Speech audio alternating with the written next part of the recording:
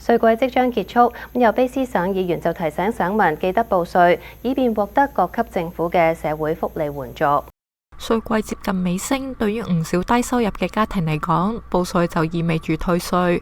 溫哥華 Fisherville 選區省議員周景華表示，據估計，全國有超過1/10合資格人士冇報稅，而當中有近1/4係18至24歲嘅年輕人。所以即使你冇收入呢，你都可以選擇報稅，咁先至可以攞到你合資格嘅福利嚇。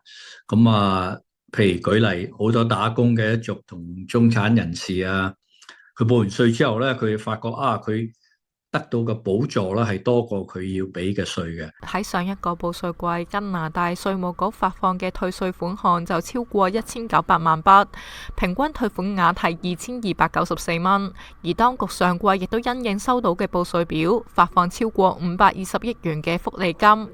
周景華補充，喺卑詩省年收入喺148000蚊又或者以下所繳嘅稅率係全國最低之一，並且仍然有機會符合資格獲取福利。碳稅最後一期嘅碳稅退稅已經喺今個月嘅5號發放。佢呼籲省民如果需要協助報稅，可以瀏覽省府網站，又或者到稅局免費諮詢中心同各地提供嘅華語報稅服務機構求助。